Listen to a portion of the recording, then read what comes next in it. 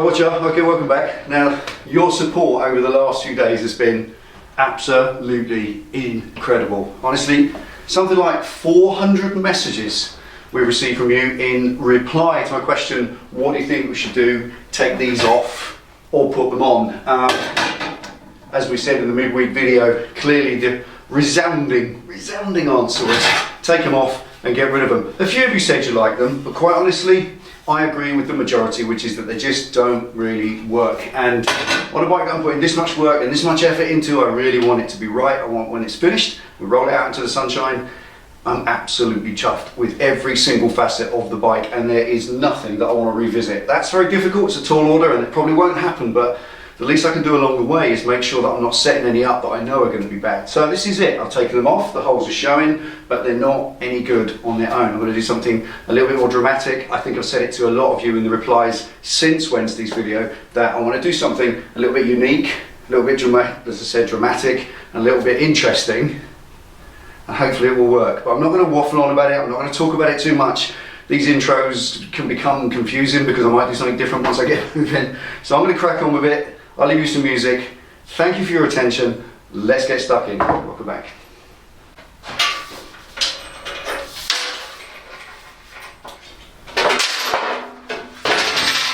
There we go.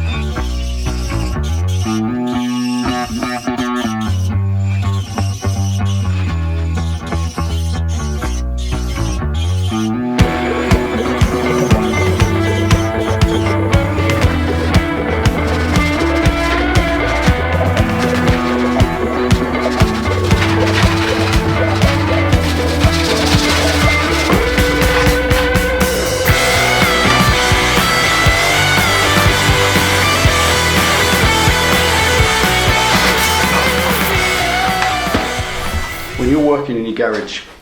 If you ever think a dust mask isn't worth it, think again.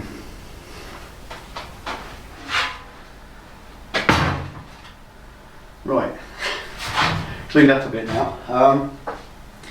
Okay, I think you've seen all the way through that. I didn't stop to do any updates or tell you what I'm doing and then go and do it. I just got on with this today, and that's 3 o'clock now, 5 hours, 9, 10, 11, 12, 1, 2, 3, 6 hours. 6, can't count, 6 hours today so far, but I really am happy. Give me a close look. There's a little look at the inside, there we are. These bits of tubing initially went in 2.5 inches long, and some of them, as you can see, have been finessed out and shaped. I mean, I've been grinding literally for probably about 4 of the 6 hours. I've done 5 flat discs and 1 stone disc, just grinding this out. And the reason is, this stuff that I'm using is from an old shop fit. It's a bit of that spare steel again. It's 1.5 mil stainless. It's not what I'm using. That is stainless, and it's not just stainless, it's good quality stainless as well. Really good quality. Don't need to use really good quality stainless, but it's there, it's in the corner in the scrap pile, so I used it. Now the idea initially with these, let's just put you up a little bit. Okay, the idea initially, probably better look that way, was to French them, to grind them all flat. I thought about this little cap sleeve idea, and then I was going to grind all those flat and just have them Frenched in the normal way. And looking around this side at those 3, which can afford to be nice long deep French holes, that is cool. But they're the only 3 that can out of the 8. The front one on this side needs to be, whatever that is, about 1/2 inch deep. If you look on the inside, like I said, both these front ones have had to be finessed around the pipes, and it's just been a case of offering it up to the bike and grinding back and offering up and grinding back, and that 6 hours would have been 8 hours had I just filmed every single bit. I probably filmed 10% of what I've done today in time terms. I don't know, work it out, but there we are. That's the inside.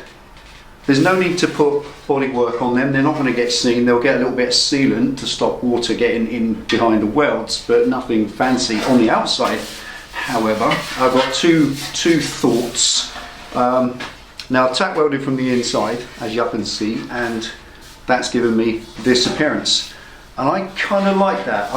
I can do, if I want to, I can flat disc those little caps back flush, and then they're just French holes. But I kind of like that. I really, really, really like that.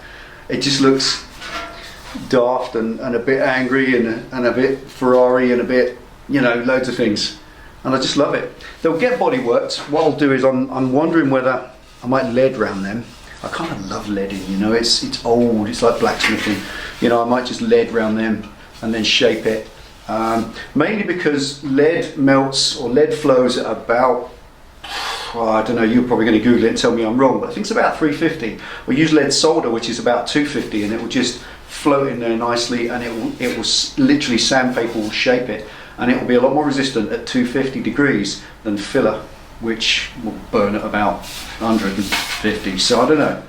I don't think it get that hot anyway, to be honest. I don't even know. Anyway, you want to see it on the bike, and so do I. So let's stick it on the machine and see what it looks like.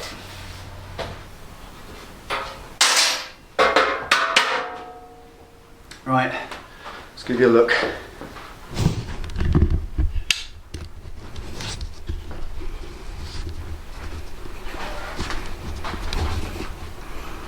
I think the best angles from there. You can see how close this pipe is in here. I might just finesse a bit more of that way yet, I don't know. I might even space the belly pan out off this bracket. Either way, I'm not so sure, it doesn't matter too much. I think possibly go with the spacing a little bit, because that's a little bit close. It's not touching anymore because it's gone rigid. This, welding these in has stiffened this up even more. This is like, it's like a solid piece of cast metal now. Absolutely stiff as you like. I suppose tubing makes things strong. It's like box section, only round. Here we go. What do you got thicknesses? Look back here. There we go. Photo opportunity. There we are. Check the other side.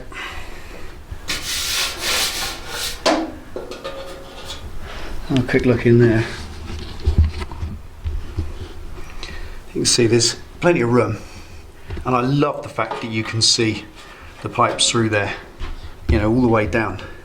See the pipes, see the pipes, see everything inside. Right, okay, there. Absolutely stoked with that. Absolutely over the moon, round the block, up the hill and back again. That is an absolute triumph, no pun intended. It really is.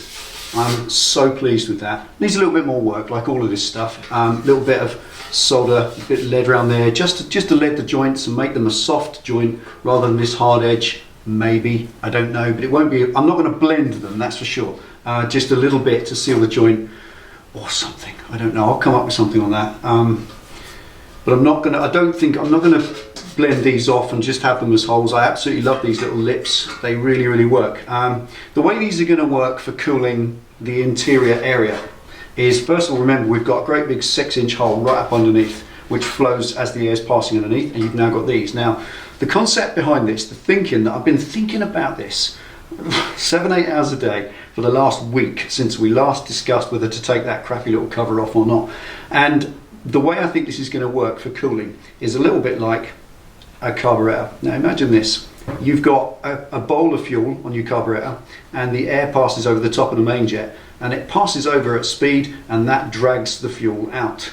If you, for instance, open the car window when you're driving along, if you smoke, cigarette smoke gets dragged out the window because you get negative pressure by the hole. So when you open the throttle on the bike, the air starts to flow.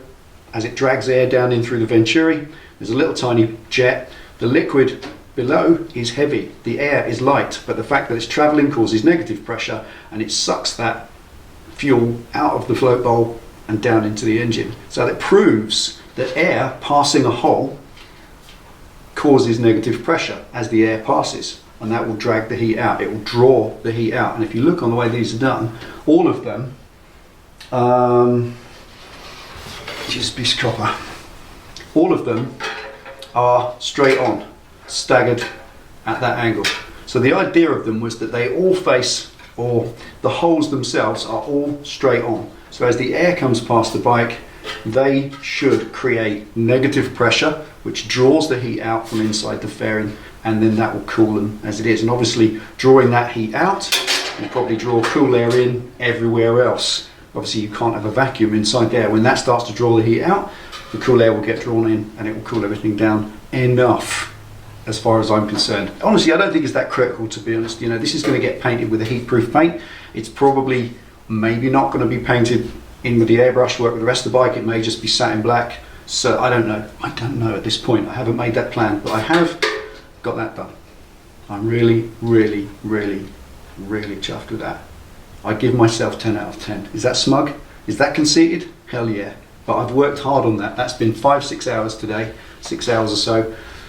And for the whole week, I've deliberated over what to do, whether it's right to do this, whether it's right to do little cowlings in the front, whether it's, oh, God knows, you know, round and round in my head. Without it in front of you, it's hard to work out the right plan. As soon as I got in front of it today, put those little bits of tubes in. I've equalised all 8 holes. They're all exactly the same size now, 2-inch holes. You got what? Loads of room there. Anyway, I'm going to call that done. Take it easy, ride safe. See you next time.